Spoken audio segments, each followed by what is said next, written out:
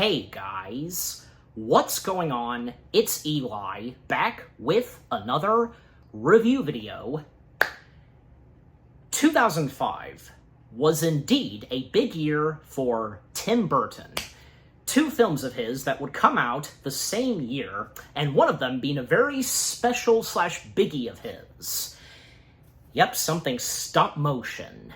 And yeah, because, as we all know, some of the earliest pieces of stop motion that Tim Burton did, well, in the 1980s, he did Vincent, and in the early 1990s, he did this. Not directing it, but producing it. And, well, it was his creation, his baby. Because he started this off as like a poem and so on, and if one day if it would be turned into a movie, which eventually it would be.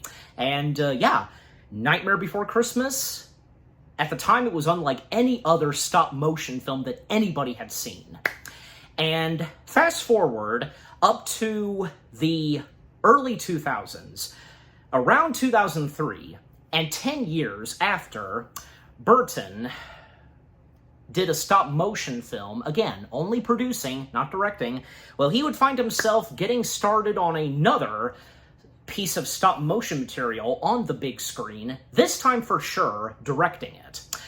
But yet at the same time, well, he was just finishing up production on Big Fish, and of course around that same year, the film itself came out, and pre-production for Charlie and the Chocolate Factory began. And yeah, and what Burton did was not only work on Charlie, but work on the upcoming stop-motion film that is based off of a Jewish folklore. Yeah,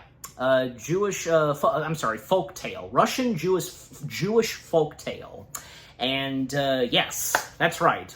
You know exactly what it is that I'm reviewing. You read the title, yes. And not to mention, this one Tim Burton film celebrating its anniversary. So that's right, guys. I am finally reviewing, from 2005, Tim Burton's The Corpse Bride. Yes, Tim Burton's The Corpse Bride. Yeah. What is there to say about The Corpse Bride? Everything about Tim Burton's The Corpse Bride is so memorable. Such a, memorable stop-motion film from the early 2000s. And again, 2005 being a big year for Burton, because first came Charlie and the Chocolate Factory, and then, yeah, 2 months after Charlie and the Chocolate Factory's release, we got Corpse Bride. And, yeah, this was a big deal that we were getting a new, stop-motion film from Tim Burton, and this time he was directing it. But it wasn't just him. This was also co-directed by Mike Johnson, and I'll talk about Mike Johnson some more after I finish with the first things I have to say about it. Well, I actually sadly didn't get to see this in theaters, and I think, yeah, the same goes for Charlie and the Chocolate Factory. And one of my earliest memories of Corpse Bride was when owning a DVD copy of Charlie and the Chocolate Factory.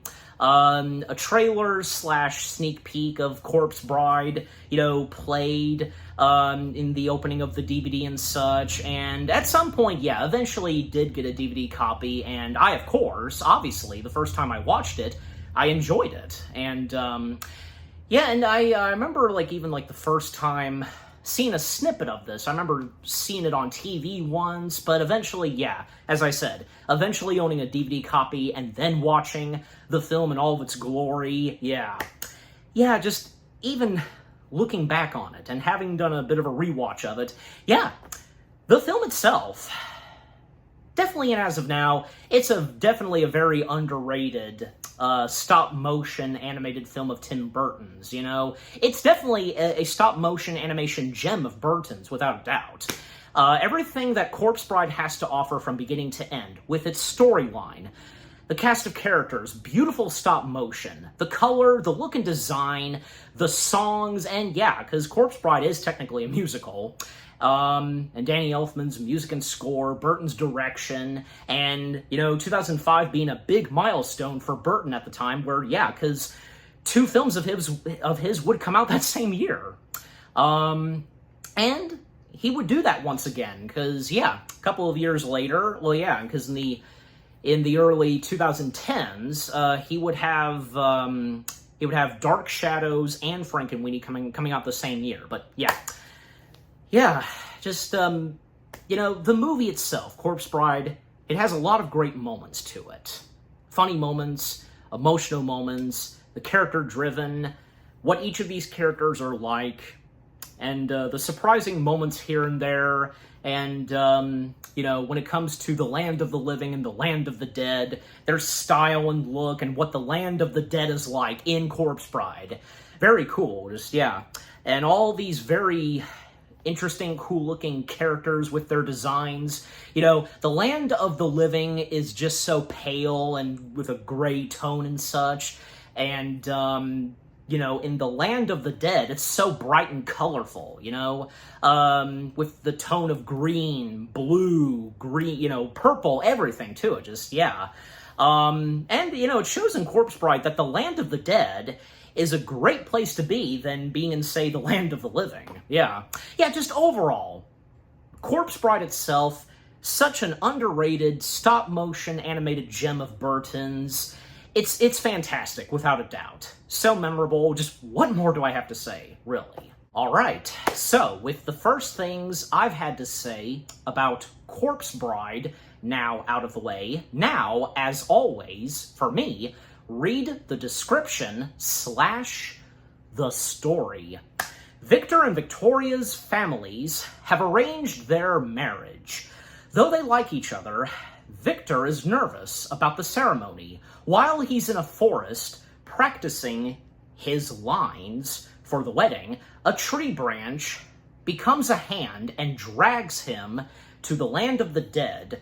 It belongs to Emily, aka the Corpse Bride, who was murdered after eloping, with her love and wants to marry Victor. Victor must get back above ground before Victoria marries the villainous Barkis Bittern. Yeah, I think I did correctly pronounce his last name right. Okay, so now, with reading the description / the story now out of the way, let's talk about some background, as I sometimes do. Yeah, so as I said earlier, Corpse Bride being based off of a 19th century Russian Jewish folk tale, which was introduced to Burton during production of The Nightmare Before Christmas, thanks to the late Pixar legend himself, Joe Ranft. Yeah, and Tim and Joe, they knew each other for quite a long time since Cal Arts and working at Disney. And at times, Joe did actually work alongside with Burton on a few projects that he did, mainly in the realm of animation. So Joe being involved in The Nightmare Before Christmas as the head of story, and lending a few voices here and there, like most notably Igor. So as I said, Joe Ranft was the one that presented the 19th century Russian Jewish folktale to Burton, and eventually that would lead to the idea and concept to bringing to life what was inspired from this 19th century Russian Jewish folktale, which would become Corpse Bride. And around 2003, production finally went underway.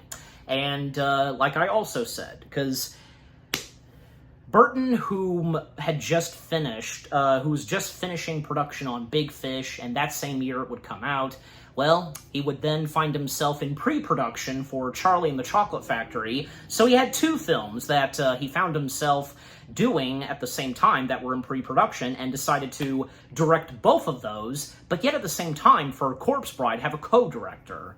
And, by the way, because the digital technology, to go ahead and mention this, the digital technology being used for Corpse Bride, well, because these special cameras that were used, and it was actually the late Peter, I'm probably going to butcher his name, Peter Kolachik, if I think I had it once, but then it lost me. But yeah, he was a pretty good cinematographer and a visual effects artist. Well, after working on Monkey Bone, it was him that decided that for Corpse Bride that they should, film Corpse Bride and with the stop motion animation digital. So this is Corpse Bride being the first movie to use some specific Canon cameras, and I'm sure you probably know what that is. But yeah, that's pretty interesting. And also, not to mention that Joe Ranft, he would find himself being a producer of Corpse Bride, and it's a shame that you would think that he would have like lended a voice and such, done additional voices for Corpse Bride, but no, he didn't. That's a shame, because it just seemed like it would have been obvious. But if he decided not to, then hey, I respect his opinion and such. Or I don't know, because it's hard to tell, like if it would have occurred to him, or if he chose not to. Just yeah. Well, I mean, especially on account that, well, at that time being very busy over at Pixar with Cars, and yeah. And by the way, because, yeah, sadly, this and Cars, as I just mentioned, they would be the last two movies that Joe Ranft would be involved in, as, yeah, that same year, before Corpse Bride came out, Joe Ranft, as we all know, sadly died in a car accident, and, yeah, when Corpse Bride came out, it was dedicated in his memory, and then the following year, when Cars came out, it, too, being dedicated to his memory. Nice. Yeah,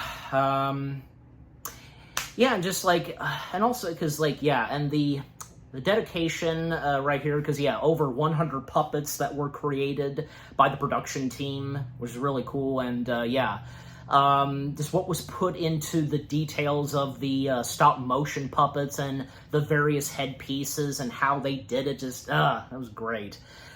Alright, but that's really all the background I've got for this, but yeah. So, now with that out of the way, let us now dive in / break down the film itself. Yep, because, well, the opening credits and, the way the Warner Brothers logo starts, and then, yeah, Danny Elfman's music playing, and we see one of our main characters of the film, Victor Van Dort, being voiced by good old Johnny Depp. And by the way, Corpse Bride marking Johnny Depp's first animated feature film that he has done, and done a voice for, obviously.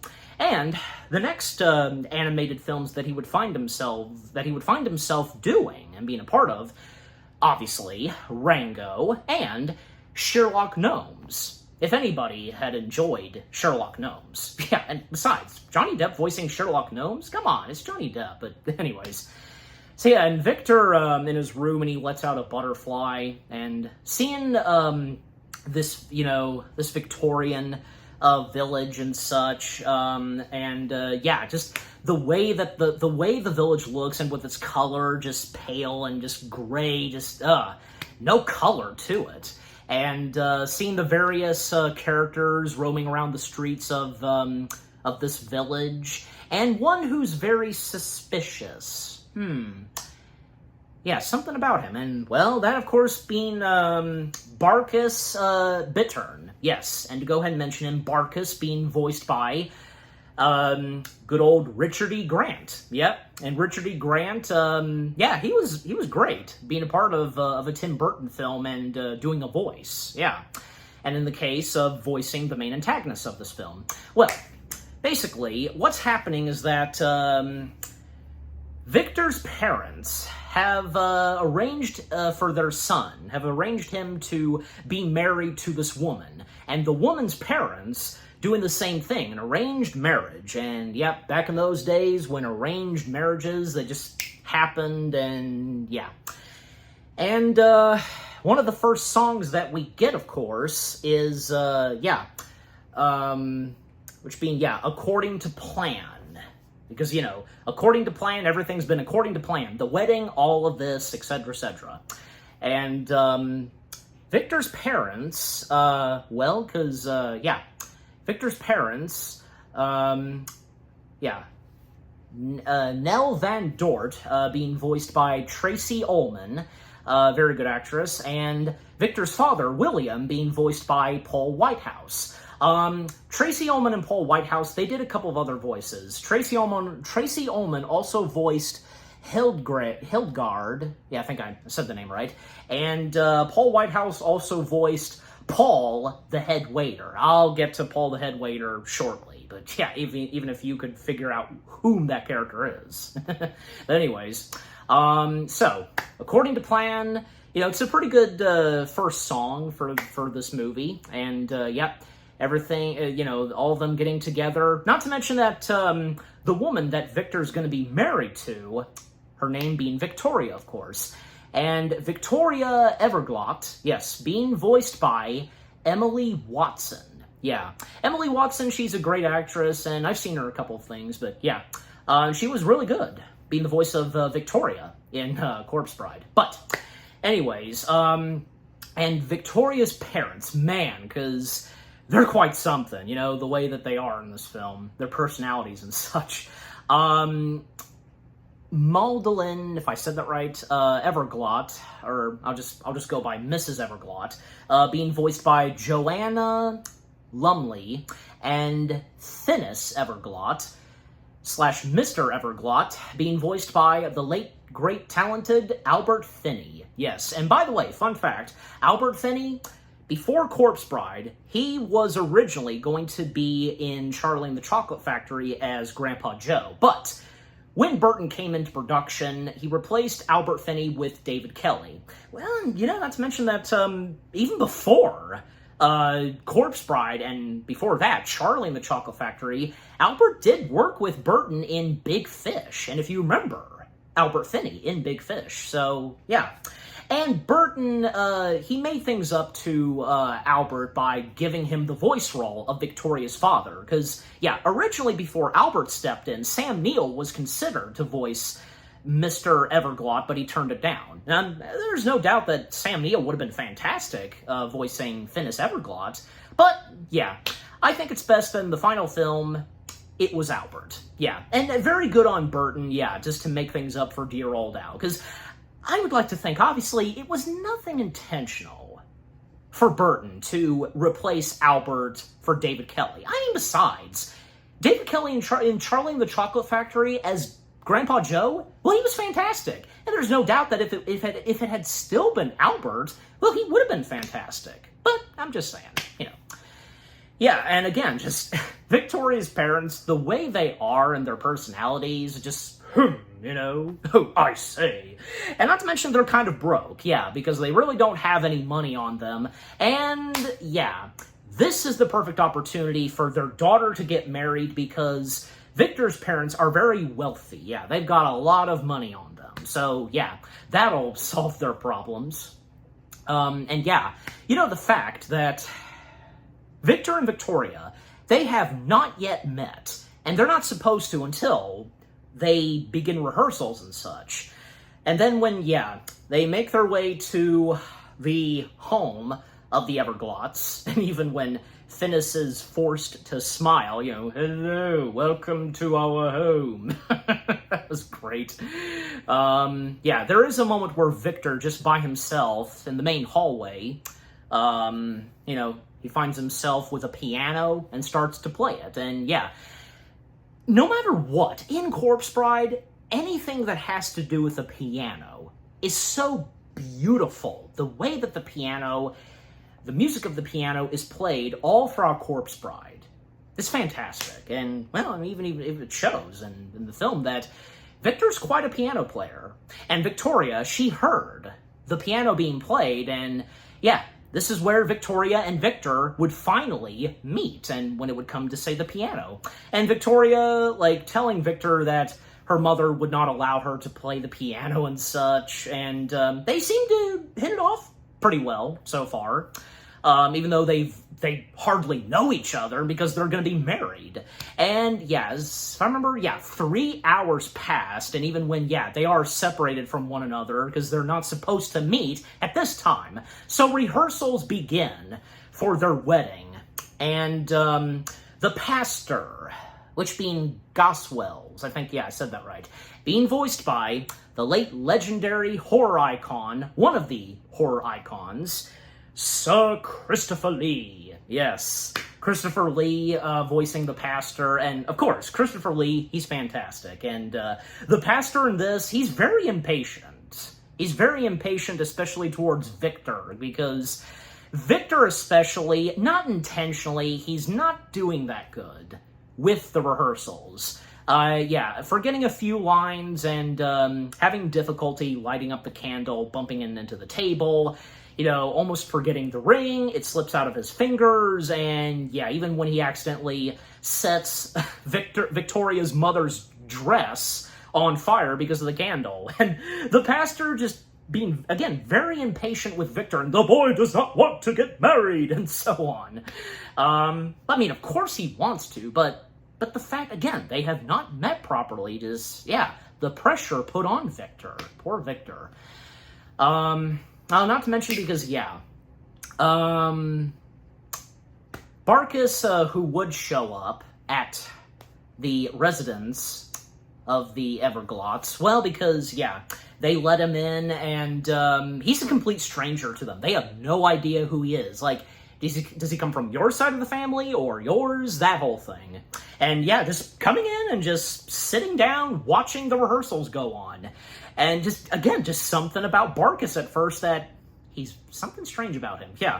But just overall, the rehearsals did not go so great because of Victor, unintentionally. And and because of this, Victor taking some time of his own, and it's a little late in the evening, and he's by the bridge, and even when because the town crier, that's his name, the town crier being voiced by N. Rettel, I think, I said his name right, Victor screws up the wedding rehearsals. What he says, it's funny. And not helping Victor in this situation. So, Victor then finding himself in a forest, and, well, he then tries to rehearse some more. And this time it seems like he's doing pretty good this time. And, well, when there's a moment, he pretends that a branch that looks like a hand is Victoria's hand, and I take this ring, and so on, and the lines he says, and well, after putting the ring on the branch, then something happens in the forest, and where we see the branch come to life, and something from the ground starts to emerge. Victor just shocked by this, and when we see that the branch was not a branch, it was actually a hand. And we see what pops out of the ground, a living corpse. And that, of course, being the Corpse Bride herself. Yes. And the Corpse Bride revealing her face and saying, "I do." And Victor running for his life. It just occurred to me where there's been quite a handful of characters of Johnny Depp's where they do a lot of running. Because, from Victor, Rango, Captain Jack Sparrow, even Edward Scissorhands, he ran a few times. Need I go on? Just something about it. Not in a bad way. I'm just saying, did you realize that? I'm just saying. But anyways, so Victor, again, running for his life, and the Corpse Bride catching up to her, and of course can't forget to mention that the Corpse Bride herself, Emily, as she would reveal her name a little later on, being voiced by, at the time, Tim Burton's partner, Helena Bonham Carter. Yes. And also at the time, she was the main Tim Burton lady of a good chunk of Tim Burton films. Starting with Planet of the Apes, and from there on. And, not to mention that, here's another thing. As I mentioned, Johnny Depp, being in Corpse Bride. Well, because, a couple of cast members of Corpse Bride, like Tim Burton, would find themselves also working on Charlie and the Chocolate Factory, being busy with those two films that are directed by Burton. Johnny Depp, because, in Charlie and the Chocolate Factory, obviously, he plays Willy Wonka. Helena Bonham Carter, playing Charlie's mother. And Christopher Lee, being Willy Wonka's dad, Wilbur. So, and also Deep Roy being involved in Corpse Bride. I'll get to his character in just a moment. But because, not only being a part of Corpse Bride, but most prominently, being a part of Charlie and the Chocolate Factory as you-know-who. Yeah. Anyways, and that's nice to see that Deep Roy is given a voice role in Corpse Bride. Good for him, yeah. Anyways, but yeah, so again, Victor, he would be running for his life, and when he thinks that when he lost the Corpse Bride, nope, just happens to be right behind him, and yeah, because they're up at the bridge, and well, because Victor is stuck, and yeah, he's now cornered by the Corpse Bride, technically, and the Corpse Bride saying to him, "You may kiss the bride," and well, Victor would go unconscious, and he would wake up to find himself still with the Corpse Bride, but with all other dead corpses / people, and thus he would find himself in the land of the dead. And yeah, and just seeing the land of the dead, and yeah, being quite bright and colorful, almost, unlike, say, what the land of the living is in this film, and Victor just trying to get himself to wake up and so on, and seeing all the various other characters in this movie, because, yeah, as I already mentioned, Deep Roy voices a dwarf general by the name of General Bonesapart, and there's also another skeleton general, General Wellington, being voiced by Gary Martin. He also voices the Fat Chef, yeah, from the Land of the Living. And there's also Mrs. Plum being voiced by Jane Horrocks, and as I did mention earlier, the other character that Paul Whitehouse voices, Paul the head waiter, who's literally a head, whom is the head waiter of the bar. And all these, like, bugs, like, they prop his head up and kind of like his little feet or something. And we also get the Corpse Bride's maggot that lives inside of her. And the maggot, being voiced by, whom also voices the town crier, Ian Reitel. Yeah. And the maggot character clearly, because, yeah, sounds a lot like a Peter Lorre impression. That's what Ian Reitel's clearly doing. Yeah, a flat-out Peter Lorre impression. And hey, I can do a pretty good Peter Lorre impression. Everybody loves to do an impression of Peter Lorre.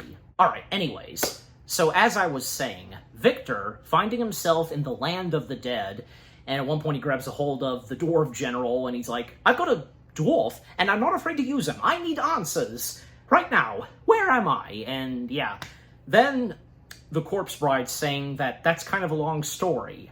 And then, enter Bone Jangles. Definitely a memorable character of the Land of the Dead. And Bone Jangles, being voiced by Danny Elfman, that's a second skeleton that Danny Elfman has voiced. I mean, we all know who he voices, but just doing the singing voice, yeah. So Bone Jangles stepping in and, saying, "What a story it is, a tragic tale of romance, passion, and a murder most foul." And then, yeah, hit it, boys. And we come to our next song number, which being, I think, it's one of our favorite songs of Corpse Bride, Remains of the Day. Yeah, Remains of the Day going in a full, detailed story about the story of our titled character, when she used to be alive, and, well, a mysterious stranger that came into town, and love at first sight, and, the Corpse Bride, when she was alive, she fell hard and fast and such, and, yeah. And, well, I mean, the Corpse Bride was supposed to be married to the stranger, but, one evening, on a dark, foggy night, I should say, in the woods, yeah, I mean, she was ready to go, but where was he, as Bone Jangles sings, and, well, there are the shadows, wasn't her, man? A little heartbeat so loved, and, yeah, and then, baby, everything went black, and, well, yeah, because something attacked her and killed her, and when she opened her eyes, she was dead as dust, and her jewels were missing, and her heart was bust.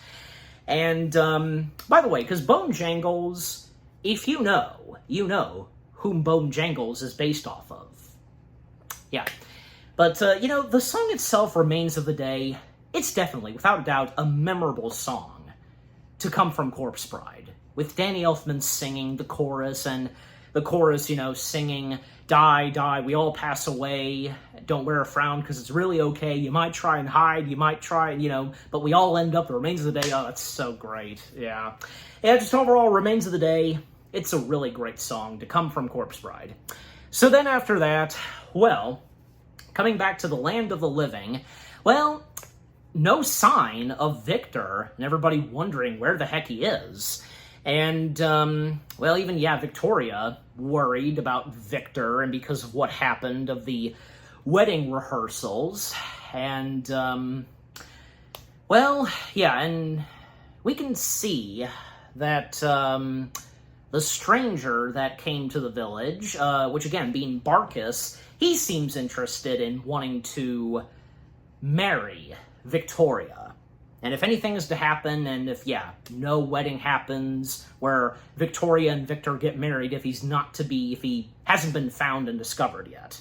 And coming back to the Land of the Dead, because, well, we would then see Victor trying to run away and hide from the Corpse Bride. And, eventually, she, of course, would find him, and,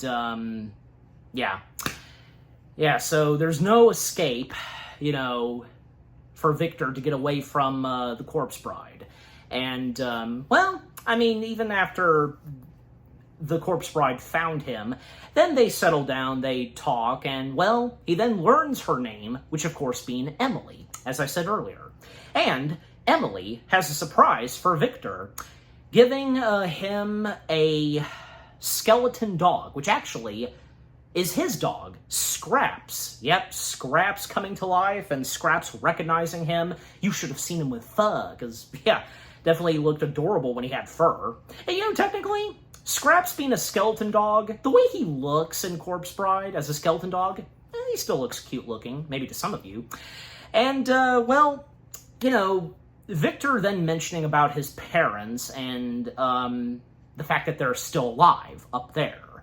And Emily would like to meet Victor's parents, and the only way they're going to get up there, well, Emily has a solution. They go to get some help from Elder Cottonit, if I said his name right. But again, you know me sometimes. And the Elder Skeleton being voiced by the late Michael Gough himself, a.k.a. Alfred Pennyworth from Tim Burton's 2 Batman films. Then he would go on to play Alfred 2 more times in the Joel Schumacher Batman films. But and Michael Gough, he worked with Burton a couple of times, in Batman, this, and voicing the Dodo in Alice in Wonderland. Yep, that being him. And, that was, Alice in Wonderland was his last Burton film that he was involved in. So, before he would pass away. But so the Elder Skeleton helping out Emily and Victor to go up there. In fact, the Elder Skeleton questioning, why do you want to go up there when people are dying to get down here? Well, because Emily explaining that it's very important, especially for him.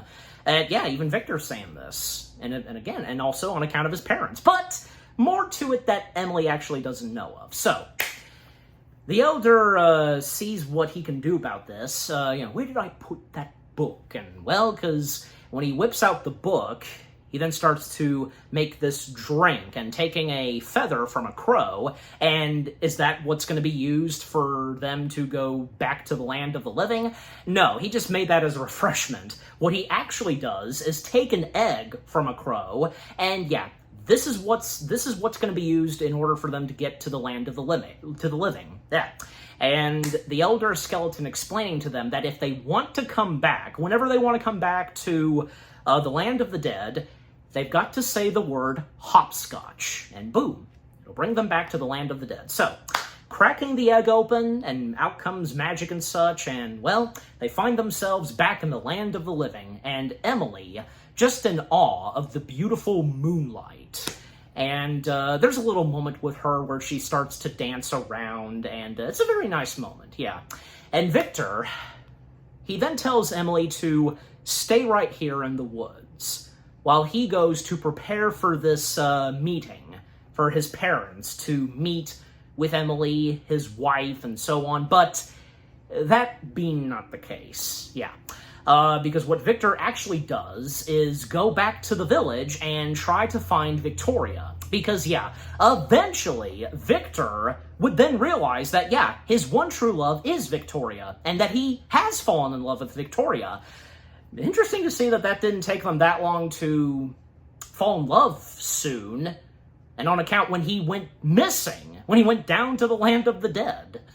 Okay, but to speed things up some, because, yeah, Victor, when he makes his way back to the village, then, yeah, he makes his way on top of where, yeah, Victoria's bedroom is, and, yeah, telling her, like, what's going on and because of his disappearance and such, and, well, confessing, most notably confessing his love for her, and when she feels the same way. And for Emily, because, yeah, the maggot was telling her that probably Victor was doing something bad and so on, just, yeah, and Emily would eventually then make her way to the village to see and discover, yeah, Victor interacting with another lady, which being Victoria, and, yeah, Victoria, of course, being shocked by this and being very awkward for Victor, and Emily just, like, you know, saying and asking, "Darling, who's this? Who is she? I'm his wife." And Victor's like, "No, can't you see? She's dead." And yeah, this pisses off Emily very much so. And with that scary look on her face, you know, her saying, "Hopscotch," and lightning strikes, and yeah, pulling Victor away from Victoria, and thus they make their way back to the land of the dead. And Emily just so upset by this, with what has happened, and Victor trying to explain to her that, you know, "Don't you understand? You're the other woman." And Emily thinking that, you know, "I thought this went so well," and so on, and Victor just...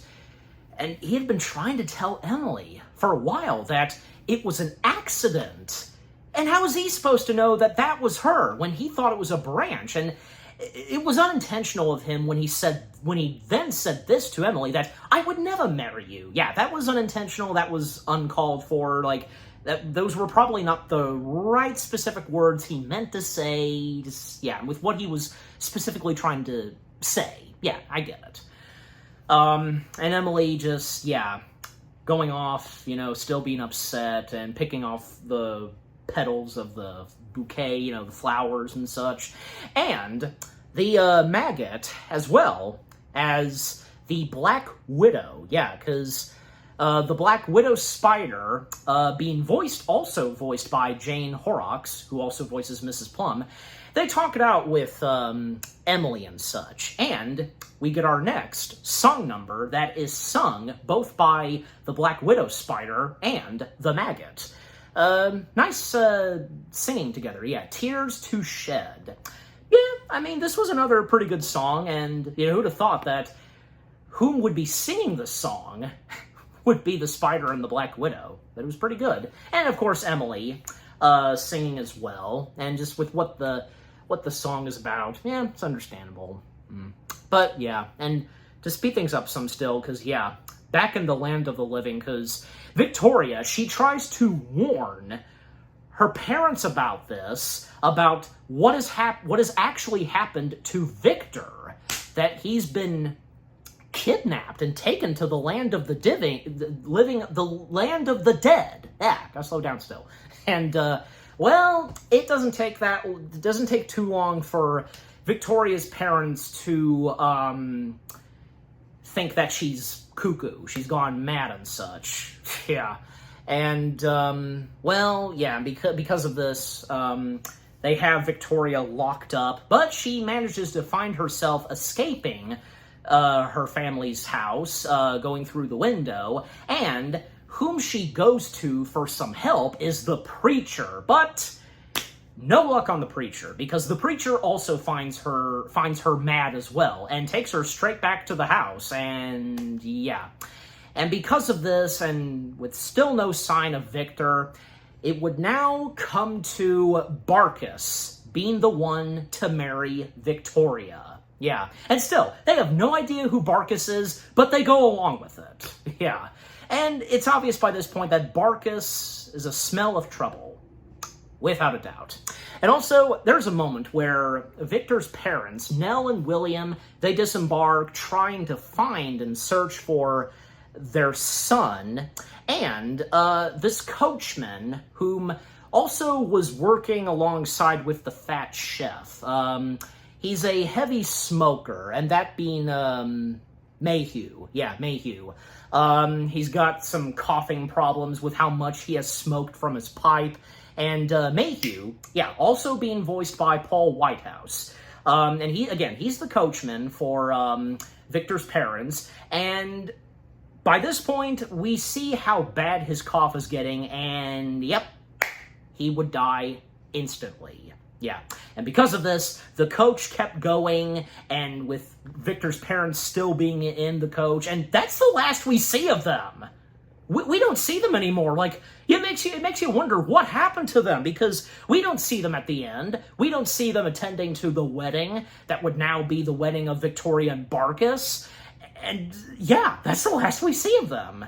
I don't know, because maybe they're okay, but hard to tell, really. But again, that's just the last we see of them. Jeez. Anyways, and yeah, because Mayhew died, it's obvious when we're going to see him again. Yeah. And coming back to the land of the dead, well, because Victor tries to, apologize to Emily. And, Emily just not wanting to talk to him whatsoever. However, there is a moment where, and this is definitely an iconic moment, a memorable moment, all of the above, to come from Corpse Bride. The piano duet, the duel and such, the piano duel, where each of them, they're playing keys on the piano, and then slowly but surely, they would then play more of the piano, and it seems as though that, yeah, they're starting to patch things up, and yeah, Emily seems to be cool with Victor, even when one of her hands lets loose, and because at times, like, her body parts, mainly her hands, would have a personality of their own, just, yeah.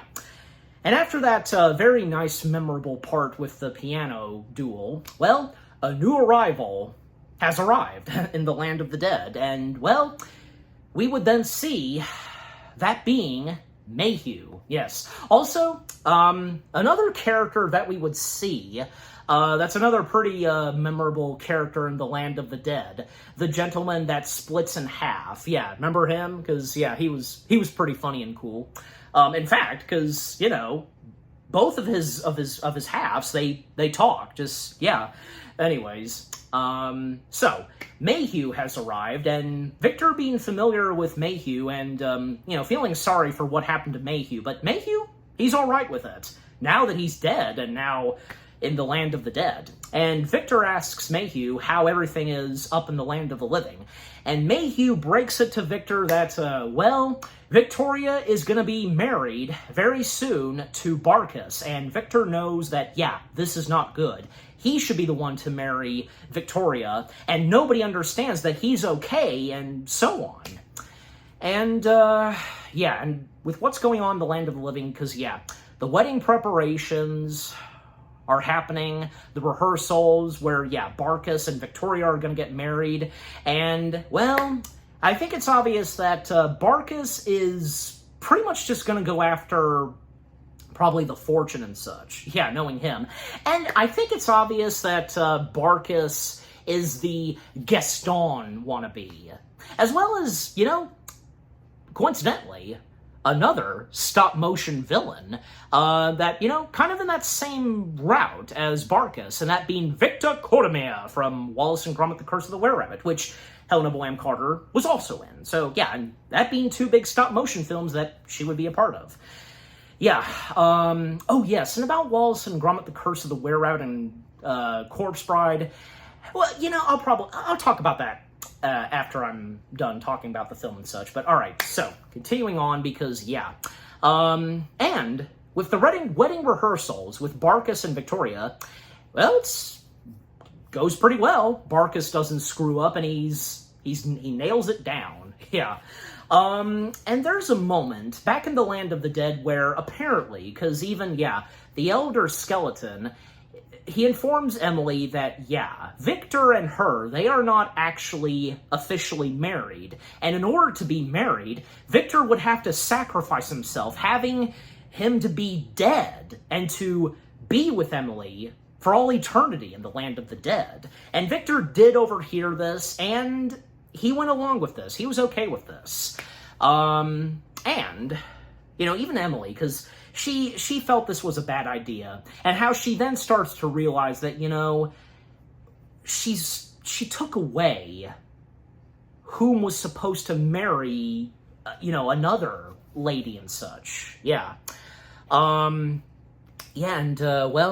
Because Victor's okay with this and is willing to do so,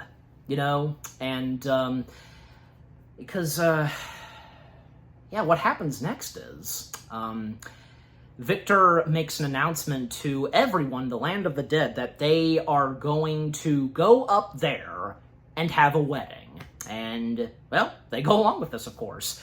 They bake a cake and get everything ready and such, preparation for the wedding, and the wedding song that we get, it's a pretty good one. Even a couple of Black Widow spiders, they help out Victor, touch up his suit and such, and he's very ticklish by it. Just the stop-motion animation on Victor, he's like, that's great. Yeah, just again, the stop-motion animation on Corpse Bride, just fantastic, The evolution of stop-motion animation, and with the Canon cameras, as I said earlier, that would be used to film Corpse Bride. Well put. Definitely. All of the above. Okay, so, to still speed things up some, because, everybody from the Land of the Dead is now ready to do this wedding, and, they thus then make their way to the Land of the Living, and when, another wedding that's taking place, Barkus and Victoria, and when, the dead people show up, and chaos erupts. The living folks of the village, they panic to the sight of the dead people, even Victoria's parents, them being freaked out by this, as well as Barkus. And a moment where Victoria's father mentions, what Grandfather Everglot would say about this. And just so happens that Grandfather Everglot shows up and, he freaks out. Finis and his wife. And, they run for their lives screaming, and that's the last we would see of them. And, the dead people, because, they're not really doing anything to scare them. In fact, they just, they're just simply approaching them. In fact, some of them recognize those living folks. And, one of them then starts to recognize one of the dead people. And that being the Solemn Village Boy. Yes, being voiced by Lisa Kay. The Solemn Village Boy approaches one of the dead people. The dead person picks up the boy, and the village boy says, "Grandpa?" And it's his grandpa. Now everybody starts to recognize each other, and recognizing their dead folks and such. Even Gertrude's husband, because when she recognizes her husband, and frankly, my dear, I don't give a damn, doesn't give a damn that he's dead and such, just, even Mayhew reuniting with the fat chef, that's nice to see, and Scraps sniffing a live dog's butt, same goes for the live dog, so everything's good now between the folks of the living and the folks of the dead, So all of them coming together, and thus, the wedding proceeds for Victor and Emily, and them making their way to the church, and the preacher, because, back to hell, and so on, how he says it, and, the grandpa, the grandpa of the village boy saying to the preacher, "Keep it down, we're in a church," and the preacher's just shocked, because he's speechless by what's happening, and what that dead grandpa told him. And that's the last we see of the preacher. But anyways, so, with the wedding taking place in the church, the reunion in the church, because, yeah, Emily bringing Victor and the descendants, the Denisons, if I said that right, yeah, of the land of the dead, yeah, the dead folks, the dead people, yeah, and with the wedding happening, and yeah, Emily's realization and Victoria's plight. Did I say that right? Yeah, yeah, because again, Emily then starting to realize that, yeah, she did the wrong thing because of, whom Victor is actually supposed to be with. And Emily sees Victoria at one point at the wedding. And yeah, when she then fully realizes, and yeah, her denying her the happiness that she deserves, much like how her own dreams were stolen from her. So yeah, she stops this from happening. Victor to drink poison wine so he can be dead and be with Emily for eternity. No, this is wrong. And Emily then saying to Victor that, he rightfully belongs to Victoria. Because Victoria there, she did sneak her way to the wedding. And, not to mention because Victoria seemed okay. She didn't duck down or anything when the dead people showed up, but Barkus did. God, chicken he was. And leaving his future bride unattended, because of danger. But no danger happened. So because of this, yeah, Emily having Victoria come over and, yeah, placing each of their hands together and, yeah, they're the ones to be together and so on. But that's interrupted. That all is interrupted when, yeah, Lord Barkus shows up. And, just, like, taunting them and just, I always cry at weddings and, surely everyone can live happily ever after. But you seem to forget, she's still my wife. I'll not leave here empty-handed. And Emily then she recognizes Barkus. And it turns out that Barkus was Emily's love. In her backstory, he was that stranger, left her for dead. That was him all along. I mean, did nobody see this coming? Or, if any of you had a certain moment where, it was starting to come to you, you got the light bulb, let me know. But yeah, so the twist is that Barkus, he was the stranger and whom was in love with Emily. In fact, Barkus, he did mention to Victoria's parents about a lover he had that was sadly lost. And yeah, as of now, it's so obvious. And, Barkus, he's still gonna leave with Victoria, but Victor, of course, is not gonna let this happen. And then, yeah, a moment where Scraps bites Lord Barkus's leg. Then, Victor is handed a blade to, fight against Lord Barkus. Mrs. Plum, well, she, you think that she was going to toss him a sword, but no, it was a fork. Well, it still works, poking him at times, by the butt, and then, scratching his wardrobe, and some of the dead folks getting in the way, and even the Paul the head waiter was like, "Sacre bleu," and the guy in half, because he split in half and such, and with the sword and fork fight between Victor and Lord Barkus, well, then it would lead to Lord Barkus disposing the fork and is about to kill Victor, but Emily gets in the way and takes the sword. And, well, of course she can, because she's dead. And, she then points the sword at Lord Barkus, and all she can say to him is, "Get out." And, and then, well, he's gonna leave, but before that, a toast. He takes the wine. He has no idea what's in that wine, and I remember this line very well, because, and as we all do, where he says to Emily, "Can a heart stop? Can a heart still break once it's stopped beating?"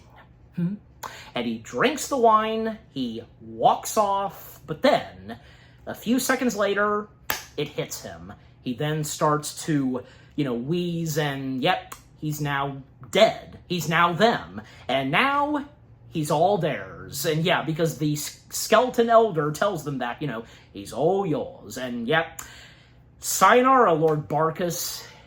He gets what's coming to him, and even Mrs. Plum.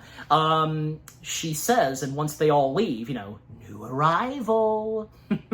So yep, that's the defeat and demise of Lord Barkus. Okay, so then the ending to Corpse Bride. Well, because Victor, he still made a promise to Emily, but Emily, assuring Victor that, no, because, technically he did, and not with her, but with Victoria and such.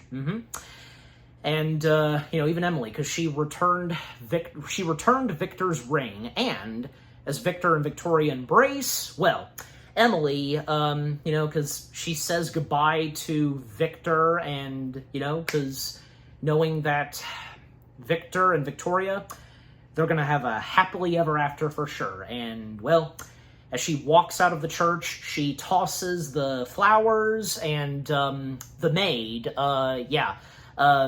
Hildegard, if I got her name right or wrong, and again, being voiced by Tracy Ullman. Well, yeah, because and I didn't talk about her that much because the moments that she has, and she gets some funny moments, and and especially since at times she helps out Victoria, like one moment where she helped her out with her wedding dress and so on.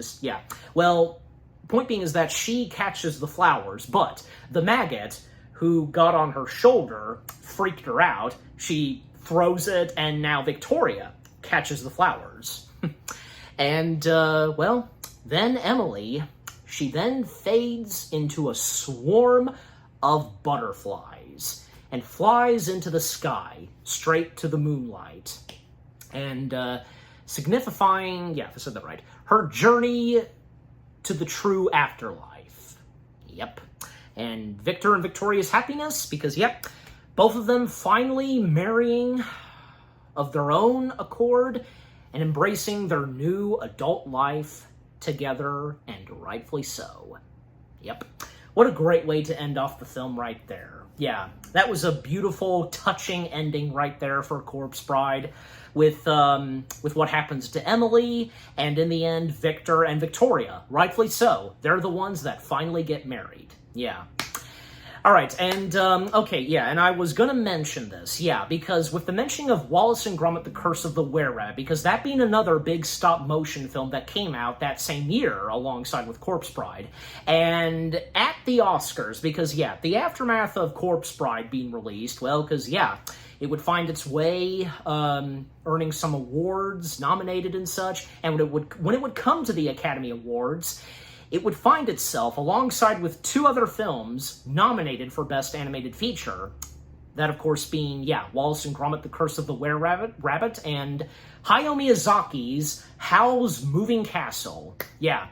And, well, ultimately, as we all know, Wallace and Gromit, The Curse of the Were-Rabbit, it won Best Animated Feature. And, here's the thing. When it came to the 2006 Academy Awards, only three animated films were nominated. And two of them being stop motion and one being hand-drawn. And not a single computer animated film was nominated. That was a rare moment. Like, what happened? Because that's kind of baffling, don't you think? Because, I don't know, because any of the computer animated films that came out that year, like, maybe possibly Madagascar, but I don't know. It's hard to tell.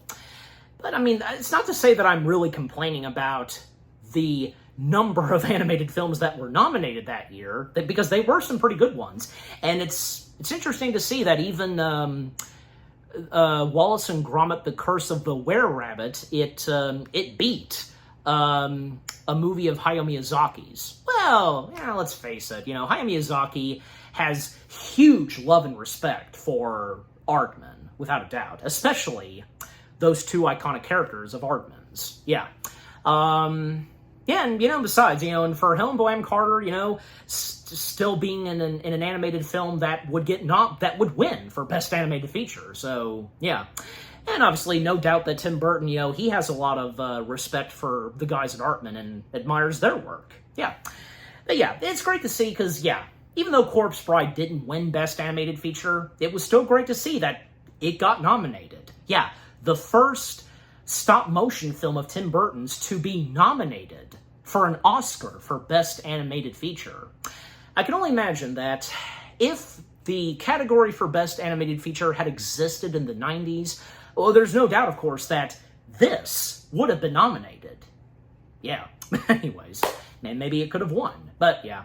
So just to mention that, oh, by the way, because I meant to bring this up because I didn't talk that much about Mike Johnson, the co-director, because, yeah, Mike Johnson, to mention this, because he had already done some stop motion before this, because he had directed that short film of the Charlie Daniels song, Devil Went Down to Georgia, if any of you know about that. So I just thought I'd mention that, and that's great to see, because one of the directors also having done some work in stop motion. Yep.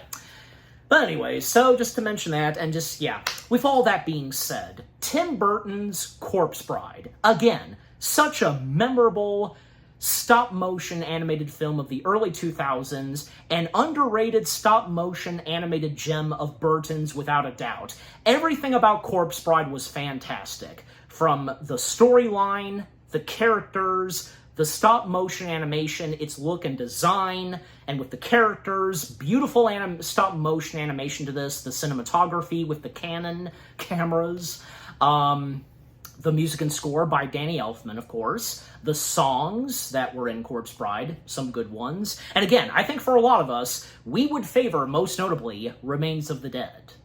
Clearly, so yeah. Some great lines, great moments, any lines that we quote sometimes, and if you got some good laughs, got a bit teary-eyed, and found some moments very shocking and such, like the twist reveal of, you know, that has to do with Emily and Lord Barkis, yeah. And we have our favorite characters, and yeah, that especially goes to the characters from the Land of the Dead. Just, yeah, overall, Tim Burton's Corpse Bride is without a doubt an underrated stop-motion animated gem, all of the above. And I'm giving Tim Burton's Corpse Bride, well, what the heck, 10 out of 10 stars. Yes, 10 out of 10 stars for Tim Burton's Corpse Bride. And what about you guys? What did you think of Tim Burton's Corpse Bride itself? Is it one of your top favorite Tim Burton films? Is it one of your top favorite stop-motion films? What are your fondest memories of Tim Burton's Corpse Bride? Any of you, by any chance, got to experience this in theaters? Or if you later saw it on TV, got a DVD/Blu-ray copy? What are some of your favorite moments, your favorite songs, your favorite characters? And, you know, because, yeah, and if any of you wish that probably, maybe it would have been nice if it won for Best Animated Feature, but, you know, still. With Wallace and Gromit winning, come on. Just, yeah, that was another stop-motion animated masterpiece. Yeah. But just, yeah, again, overall, what do you think of Tim Burton's Corpse Bride itself with what I've had to say, my review, and yeah, what did you think of my review? Leave comments and give this review video a like, as always. And so, guys, with all that being said, thank you very much for watching. I hope you guys enjoyed my review of Tim Burton's Corpse Bride. More review videos are coming your way. They're going to be awesome. Keep looking forward, and I will see you guys in the next video/review. Take care, happy anniversary to Tim Burton's Corpse Bride, and peace out.